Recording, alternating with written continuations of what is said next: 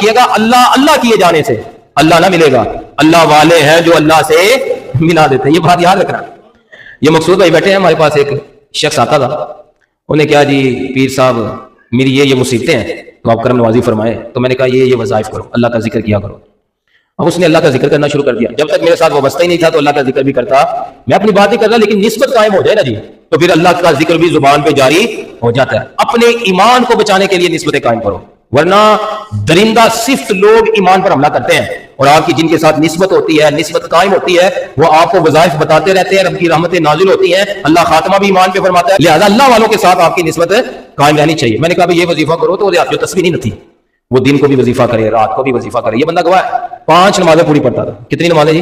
5 نمازیں. ان سے کہا جی پیر صاحب میں یہ کام کرنا چاہتا ہوں، آپ استخارہ کریں کہ میرا کام یہ ٹھیک ہے فلاں جگہ پہ کر لوں. میں نے استخارہ کیا، اللہ تعالیٰ بندوں کو آزماتا بھی ہے. تو اس کا استخارہ تو ٹھیک آیا، لیکن اس نے کام کیا تو کام میں اس سے کوئی بچت نہ ہوئی، نقصان ہو گیا. پہلا شیطان نے وار کیتا، اینے وظیفے بھی کرنا ہے، انہوں کو بھی جانا ہے، نمازاں بھی پڑھنا ہے، تے کاروبار کی برکت کوئی نہیں ہوئی، لہٰذا پیچھے آتا. تھوڑا سا جھٹکا اس کو لگا، پھر اس نے اپنے آپ کو سنبھالا. میں نے کہا کوئی بات نہیں، دنوں بھی نہیں رہتے، دن ہے بھی کوئی نہیں رہنے. تم اللہ کے ذکر سے اپنے آپ کو وابستہ رکھو، قائم رکھو، بچ جاؤ گے. پھر اس نے بات کی، اللہ کا ذکر کرنا شروع کر دیا. بڑے بڑے وظیفے دیے اس نے کیے، اس کی زبان پہ اللہ کا ذکر جاری تھا، لیکن کہا ایک اور کام کرنا میں کرو، اللہ برکت عطا فرمائے گا. اب جان دے نال ہی تو سونا نہیں دیا جاتا، کچھ محنت کرنی پڑتی ہے، کچھ صبر کرنا پڑتا ہے، کچھ وظائف کرنے پڑتے ہیں. اللہ تعالیٰ آزماتا بھی ہے کہ میرا بندہ قائم بھی رہتا ہے کہ نہیں رہتا. میں نے کہا یہ وظیفے کر، اللہ کا نام لے کے کام شروع کر. اس نے پھر صبر نہ کیا، نقصان ہو گیا. لو جی شیطان نے اپنا پورا زور پاتا ہے، چنگے پیرا نال وابستہ ہے، جنہوں نے وظیفہ کرنے کا نقصان ہی ہو جا رہا ہے. حالانکہ بظاہر دنیا کا نقصان تھا، لیکن جیسے جیسے وہ کرتا تھا جنت میں اس کے درخت لگنا شروع ہو چکے تھے.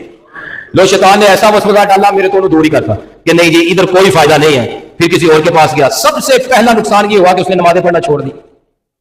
دوسرا نقصان یہ ہوا کہ اس نے اللہ کا ذکر کرنا چھوڑ دیا. تیسرا نقصان یہ ہوا کہ ایسے فراڈیہ قسم کے لوگوں کے ساتھ وابستہ ہو گیا جو دم کرنے کے، تعویذ کرنے کے باقاعدہ پیسے وصول کرتے ہیں. اور میرے عزیزوں کچھ ملے نہ ملے آپ کو دنیا کا، بظاہر وظیفے تو مل رہے ہیں، عقیدے تو محفوظ ہو رہے ہیں، اللہ کی طرف رغبت تو ہو رہی ہے، ذکر اللہ کرنے کو دل تو کر رہا ہے نا. اگر خاتمہ ایمان پہ ہو جائے، خاتمہ اس سے بڑی دولت کیا ہے؟ اس سے بڑی دولت کیا اور کیا چاہیے ہمیں؟ اللہ اگر ہم سے راضی ہو جائے تو اس سے بڑی دولت ہی کوئی نہیں ہے.